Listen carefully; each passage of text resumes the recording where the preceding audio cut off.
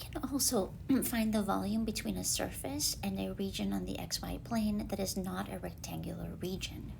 So in this video, I'm just going to introduce the idea of how we might find the volume between a surface and a non-rectangular region in the xy plane. So in the diagram below, we have a region in the xy plane, let's call it R, and we would still create a partition of this region consisting of rectangles. So we would partition the region into rectangles. So we'll go in both the x and the y direction, and you might notice that some pieces are not filled in by one rectangle, but we can still use this partition because as the pieces get arbitrarily small, then the rectangles are going to get arbitrarily tiny and will more closely approximate the area of the region. And so as we do with integration, we first do a partition, then we pick a sample point in each rectangle, and at that sample point we find the value of z, or the value of the function, to give us the height of the rectangular prism, and then we add them all up. So an approximation of volume between f of xy and a general region on the xy plane would still be obtained by finding the sum from I equals 1 to m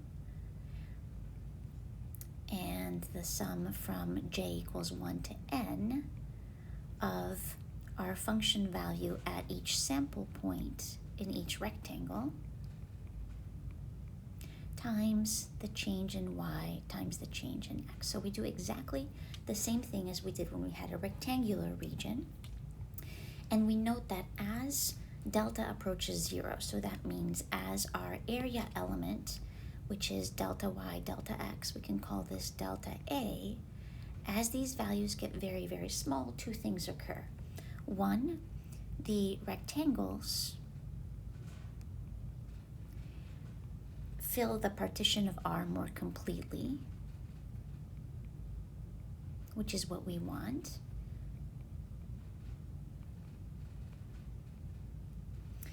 And two, the Riemann sum approaches a unique limit.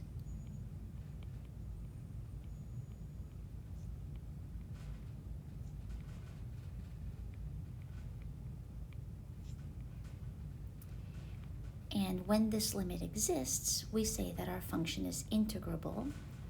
and we find that the double integral over our region of f of xy dA is the limit